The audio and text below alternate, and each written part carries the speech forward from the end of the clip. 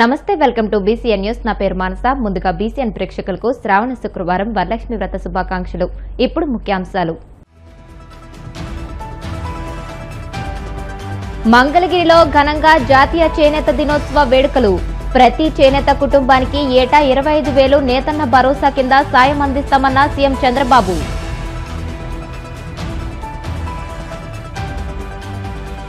మద్యం దుకాణాలకు అనుబంధంగా పర్మిట్ రూమ్ల ఏర్పాటు నిర్ణయాన్ని తక్షణం వెనక్కి తీసుకోవాలి. YCP MLC Varudu Kalyani demand. తాడేపల్లి వైసీపీ కేంద్ర కార్యాలయంలో ఘనంగా జాతీయ చేనేత దినోత్సవ వేడుకలు. ఎన్నికల్లో ఇచ్చిన ఏ హామీని కూటమి సర్కార్ అమలు చేయలేదని ఆగ్రహం. ముస్లింలకు 100% రిజర్వేషన్లు కల్పించేందుకే కాంగ్రెస్ జంతర్ మంతర్ వద్ద ధర్నా చేపట్టింది. విమర్శలు గుప్పించిన కేంద్ర మంత్రి బండి సంజయ్. చేనేత కార్మికుల సంక్షేమం, వారి అభివృద్ధి పట్ల మంత్రి నారా లోకేష్ చూపిన చిత్తశుద్ది, పట్టుదల అభినందనీయమని ముఖ్యమంత్రి చంద్రబాబు ప్రశంసించారు.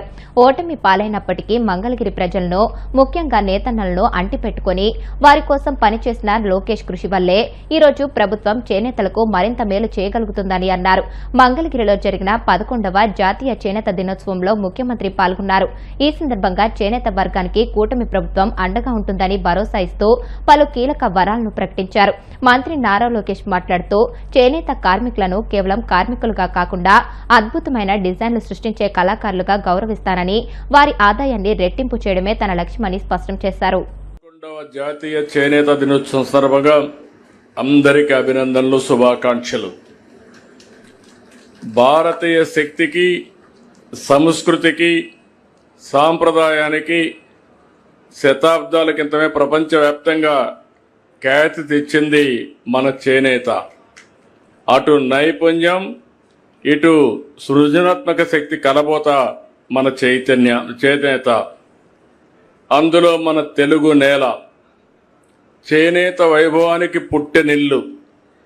మంగళగిరి, ధర్మవరం, వెంకటగిరి, ఉప్పాడ, పెడన, చీరాల, పొందూరు, మదనపల్లి, నందవరం, కొడమూర్, ఎమ్మిగనూరు, ఇలా ఒక్కొక్క ప్రాంతానికి ఒక్కొక్క ప్రత్యేకత ఉంది. అదే దీంట్లో ఒక మాటలో చెప్పాలంటే ఆంధ్ర రాష్ట్రానికి వచ్చినటువంటి ఒక సంపద అని చెప్పి కూడా నేను మీకు తెలియజేస్తున్నా. పొందూరు ఖద్దర్ని గాంధీజీ మెచ్చాడు. పెడన కలంకారి ప్రపంచాన్ని ఆకట్టుకుంది. నియోజకవర్గంలో జాతీయ చేనేత దినోత్సవం జరుపుకుంటాం నా అదృష్టంగా నేను భావిస్తున్నా.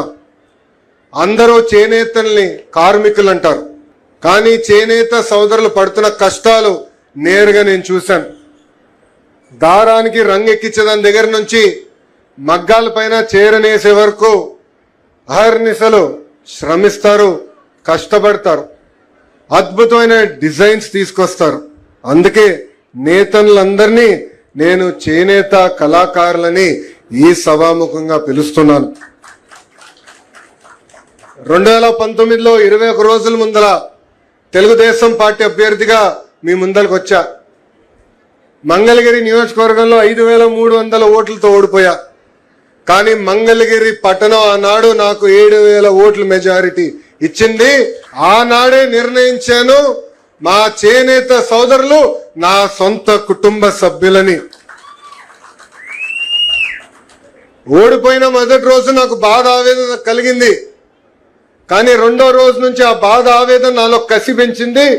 ఎట్టి పరిస్థితుల్లో మన 5 సంవత్సరాలు ఇక్కడనే పనిచేస్తాను, ప్రజలకి అందుబాటులో ఉంటానని నిర్ణయించుకున్నా.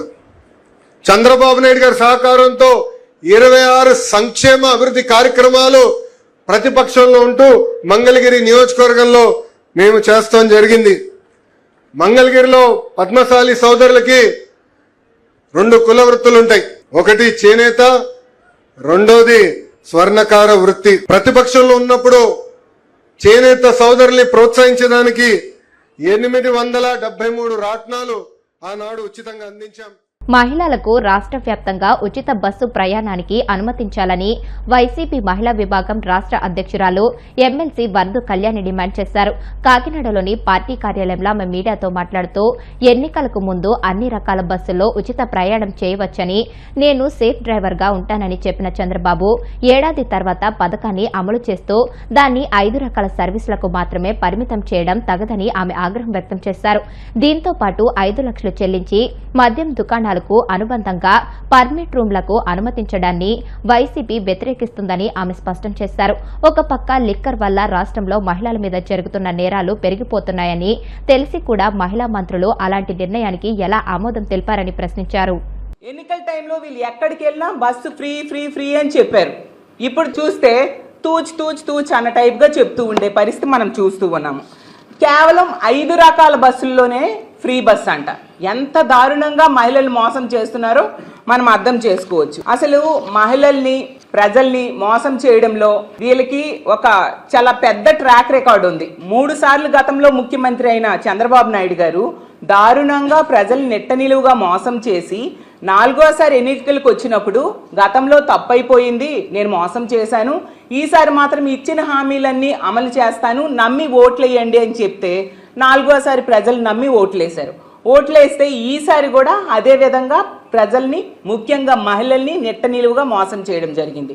గతంలో మనందరం చూసాం, జగన్మోహన్ రెడ్డి గారు ఇచ్చిన హామీల్లో 99% హామీలు నెరవేర్చి దేశంలోనే అలాగే ఈ రాష్ట్రంలోనే ఇంత చక్కగా మేనిఫెస్టోలో అంశాలు నెరవేర్చిన ముఖ్యమంత్రిగా మంచి పేరు తెచ్చుకుంటే, ఈరోజు చంద్రబాబు నాయుడు గారు ప్రజల్ని మోసం చేయడంలో ఏ విధంగా మోసం చేయొచ్చో అనే విషయంలో మంచి పేరు తెచ్చుకుంటూ ఉండే విషయం మనం చూస్తూ ఉన్నాము. అలాగే తీసుకుంటే పచ్చి అబద్ధాలు ఎన్నికల టైంలో చెప్పి ఏ ఒక్క హామీ కూడా సరిగ్గా నెరవేర్చని పరిస్థితి.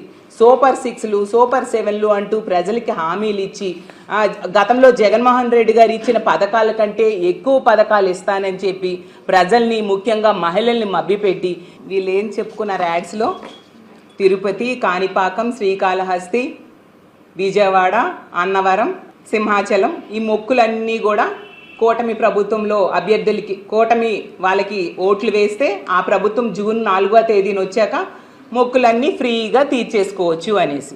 ఇప్పుడు వీళ్ళు పెట్టిన షరతుల్లో తీసుకుంటే తిరుపతికి no free, Srikalahasti no free, Srisailam no free bus, Vijayawada no free bus, Mantralayam no free bus. తిరుపతికి ఒక మహిళ ఫ్రీ బస్సులో వెళ్ళాలి అంటే ఒక 14 బస్సులు మారాలి. అంత దారుణంగా కండిషన్స్ వీళ్ళు పెట్టిన పరిస్థితి మనందరం చూసాం. దీన్ని మేము అంగీకరించట్లేదు. ఖచ్చితంగా మహిళలకి అన్ని బస్సుల్లో ఫ్రీ బస్ సౌకర్యం వచ్చేంత వరకు మేము మహిళల తరపున పోరాటం చేస్తామని తెలియజేస్తూ ఉన్నాను. అలాగే మంత్రి మండలిలో తీసుకున్న నిర్ణయాల్లో పెర్మిట్ రూమ్స్ కోసం మరో దారుణమైన నిర్ణయం. ఎప్పటికే ఈ ఆంధ్రప్రదేశ్ రాష్ట్రంలో కూటమి ప్రభుత్వం వచ్చాక మద్యం ఏరులై పారుతూ ఉండే పరిస్థితి మనం చూస్తూ ఉన్నాం. ఎక్కడికక్కడ బెల్ షాప్స్ పెరిగిపోయాయి, పెర్మిట్ రూమ్స్ ఎక్కడికక్కడ కనిపిస్తూ ఉండే పరిస్థితి. గతంలో జగన్మోహన్ రెడ్డి గారు తీసుకుంటే మద్యం షాపుల్లో 33% తగ్గించడం జరిగింది జగనన్న ముఖ్యమంత్రి అయ్యాక. అలాగే 43,000 బెల్ షాప్స్ పూర్తిగా తొలగించడం జరిగింది. అంతేకాకుండా పెర్మిట్ రూమ్స్ అనేవి లేకుండా చేయడం జరిగింది. ప్రభుత్వమే మద్యం అమ్మడం వలన మద్యం అమ్మకాలు తగ్గిన విషయం మన అందరము చూసాము. ఈరోజు ఇంత దారుణంగా ఏకంగా క్యాబినెట్ మీటింగ్లో 5 లక్షలు కడితే పెర్మిట్ రూమ్ పెట్టుకోవడానికి అనుమతి వీళ్ళు ఇస్తున్నారంట. 5 లక్షలు పెడితే పెర్మిట్ రూమ్, ఈ 3,700 పైగా మద్యం షాప్స్ ఉన్నాయి, వాటిల్లో మద్యం పెర్మిట్ రూమ్స్ పెట్టేసుకోవచ్చు. పార్థసారథి గారు మాట్లాడుతూ చెప్పారు, వాళ్ళు సౌకర్యవంతంగా తాగడానికి ఈ పెర్మిట్ రూమ్స్కి మేము పర్మిషన్ ఇస్తున్నాము అని. ఎంత దారుణం అంటే, ఇష్టం వచ్చినట్టుగా తాగి మహిళల మీద అఘాయిత్యాలు చేసుకోండి, మీ ఆరోగ్యం పాడు చేసుకోండి, అదా మీరు చెప్పే సందేశం? ఈరోజు తీసుకుంటే ఇదే మంత్రి మండలిలో ఉన్న వాళ్ళు తమ ఇళ్లల్లో ఉన్న ఆడవాళ్ళ దగ్గరికి వెళ్ళి ఈరోజు మేము తీసుకున్న గొప్ప నిర్ణయం పెర్మిట్ రూమ్స్కి పర్మిషన్ ఇస్తున్నామని మీరు చెప్పగలరా? అలాగే మహిళలు ఉన్నారు కదా మీ క్యాబినెట్లో, మహిళా మంత్రులు ఈ నిర్ణయానికి ఎలా తలూపారు అని నేను అడుగుతూ ఉన్నాను. తాడేపల్లి వైసీపీ కేంద్ర కార్యాలయంలో జాతీయ చేనేత దినోత్సవంను ఘనంగా నిర్వహించారు. ఈ కార్యక్రమంలో ఎమ్మెల్సీ లేళ్ల అప్పిరెడ్డి, దేవాంగ కార్పొరేషన్ మాజీ చైర్మన్ సురేంద్రబాబు, ఆప్కో మాజీ చైర్మన్ చిల్లపల్లి మోహన్ రావు తదితరులు పాల్గొన్నారు. ఈ సందర్భంగా చేనేత రంగానికి వైసీపీ ప్రభుత్వ హయాంలో జరిగిన మేలును వారు గుర్తు చేశారు.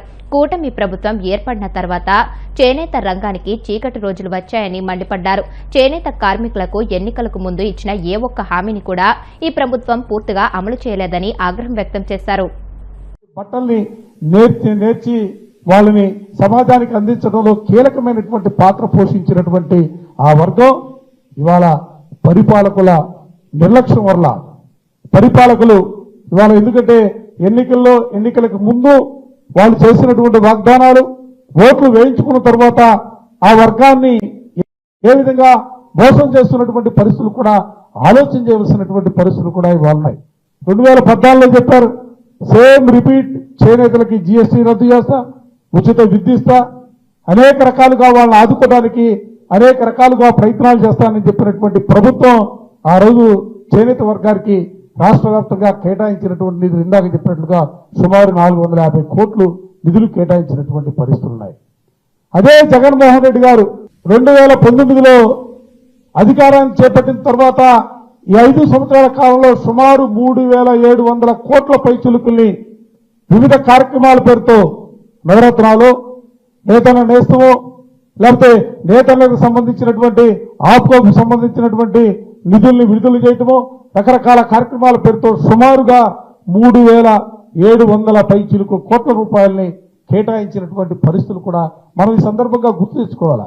మారుతున్నటువంటి సమాజంలో ఇవాళ ఎందుకంటే అనేక రకాలుగా మిషన్స్ వచ్చేసాయి. మిల్లుల్లో వస్త్రాలు తయారవుతున్నటువంటి పరిస్థితుల్లో కొంత భారం అయినప్పుడు కూడా ఎందుకంటే ఈ వృత్తిని కాపాడాలా, ఈ వృత్తిని కాపాడినప్పుడే సమాజంలో ఎందుకంటే ఈ వృత్తిలో ఉన్నటువంటి వాళ్ళందరూ కూడా సామాన్యమైనటువంటి జీవితం కలిగే పేద వర్గాలకు సంబంధించినటువంటి వ్యక్తులుగా ఉన్నటువంటి పరిస్థితుల్లో ఈ వృత్తిని కాపాడటం కోసం జగన్మోహన్ రెడ్డి గారు తీసుకున్నటువంటి కార్యక్రమాలు. విశాఖ ఫిషింగ్ హార్బర్ సమీపంలోని ఓ వెల్డింగ్ దుకాణంలో గ్యాస్ సిలిండర్ పేలి 3 మృతి చెందారు. మరో 3 కొన ఊపిరితో ఆసుపత్రిలో కొట్టుమిట్టాడుతున్నారు. హార్బర్ సమీప బుక్క వీధిలో గణేష్ అనే వ్యక్తి వెల్డింగ్ దుకాణంలో 4 సిబ్బంది పనిచేస్తున్నారు. చేపల బోటుకు వెల్డింగ్ చేస్తుండగా ఓ సిలిండర్ పేలి దుకాణంలోని సామాగ్రి చెల్లాచెదురైంది. క్షణాల్లో మంటలు చెలరేగాయి. ఈ ప్రమాదంలో గణేష్, శ్రీనుల శరీర భాగాలు మాంసపు ముద్దల్లా చుట్టుపక్కల ఎగిరిపడ్డాయి. చింతకాయల ముత్యాలు, ఎర్ర ఎల్లాజీ, టి సన్యాసిరావు, పక్కనున్న ఇనుప వ్యర్థాల దుకాణ యజమాని ఇప్పల్లి రంగారావుకు తీవ్ర గాయాలయ్యాయి.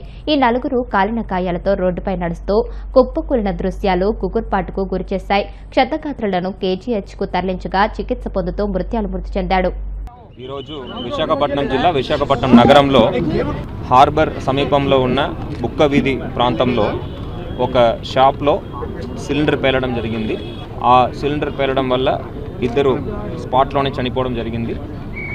ఇంకా 4 ఆ షాప్లో ఉండేవారు, అక్కడ పనిచేసేవారు కూడా తీవ్ర గాయాలు పడినాయి. వారిని మనము కేజీహెచ్లో చేర్చడం జరిగింది. వారందరికీ కూడా బర్న్స్ ఎంత పర్సంటేజ్ ఉందని అసెస్ చేసి వాళ్లకు తగు ట్రీట్మెంట్ ఇచ్చి బతికించే ప్రయత్నం చేస్తున్నాము. ఈ ఇన్సిడెంట్ చూస్తే ఈ షాప్లో రెగ్యులర్గా వెల్డింగ్ చేసేవాళ్ళే వీళ్ళందరూ కూడా. బుక్క వీధికి చెందిన చెల్లా గణేష్ కుమార్ వర్యులు, అదేవిధంగా శ్రీను, వీళ్ళిద్దరూ వ్యక్తులు చనిపోవడం జరిగింది. 4 ముత్యాలు వయసు 27, రంగారావు వయసు 53. ముత్యాలు వచ్చేటప్పటికి బుక్క వీధికి చెందిన వ్యక్తియే. రంగారావు గారు వచ్చేటప్పటికి ఏవిఎన్ కాలేజ్ ప్రాంతం అక్కడ నుంచి వచ్చి పనిచేస్తున్నారని చెప్పడం జరిగింది. అదేవిధంగా ఏలాజీ 46 వయసు, ఆయన కూడా మధురవాడ మిథిలాపురి కాలనీకి చెందిన వ్యక్తి. 4వ వ్యక్తి వచ్చి సన్యాసి. ముత్యాలు, రంగారావు, ఏలాజీ, సన్యాసి, ఈ 4 కూడా ప్రస్తుతం హాస్పిటల్లో ట్రీట్మెంట్ పొందుతున్నారు. చనిపోయిన వ్యక్తులు 2 పేరు గణేష్ కుమార్, చెల్లా గణేష్ కుమార్, శ్రీను, వీళ్ళిద్దరూ చనిపోవడం జరిగింది. ఈ సంఘటన జరిగిన వెంటనే ఇక్కడ స్థానికులు, అదేవిధంగా పోలీస్ సిబ్బంది, ఫైర్ వీళ్ళందరూ కూడా చేరుకోవడం జరిగింది. చేరుకొని ఇక్కడ రిలీఫ్ ఎఫర్ట్స్ అని కూడా చూడడం జరిగింది. అదేవిధంగా కమిషనర్ ఆఫ్ పోలీస్ వర్యులు, జాయింట్ కలెక్టర్, డీసీపీలు అందరూ కూడా రావడం జరిగింది. స్థానిక ఎమ్మెల్యే వర్యులు కూడా దగ్గర ఉండి పర్యవేక్షిస్తున్నారు. ఇప్పుడు కేజీహెచ్లో కూడా వాళ్ళకి కావాల్సిన అన్ని ట్రీట్మెంట్ కూడా స్పెషలిస్ట్ ద్వారా అందించడం జరుగుతుంది. కొంత తీవ్ర గాయాలే పడిన వాళ్ళందరికీ కూడా వీలైన వరకు మనము వాళ్ళని కూడా బతికించే ప్రయత్నం చేయడం జరుగుతుంది. అంటే సిలిండర్ పేలింది అని తేల్చడం జరిగింది. ఆ గ్యాస్ సిలిండర్ ఏంటి, ఎక్కడ సోర్స్ చేస్తున్నారు అంటే దాని గురించి మనము ఇన్వెస్టిగేట్ చేయడం జరుగుతుంది. అది ఏదైనా ప్రాపర్గా యూసేజ్లో ఏదైనా లోపాలు ఉన్నాయా అనేది కూడా తేల్చడం జరుగుతుంది. కండిషన్ కొద్దిగా విషాదంగానే ఉంది, వాళ్ళు కూడా సీరియస్గానే ఉన్నారు. ఎందుకంటే బర్న్ పర్సంటేజ్ ప్రాథమిక పరిచయంలో చూస్తే మనకి ఎక్కువ శాతం బర్న్స్ ఉన్నట్టు అనిపిస్తుంది. సో కొంత తీవ్రంగానే గాయాలు ఉన్నాయి వారికి. ఇప్పుడు కాసేపు ప్రకటనలు.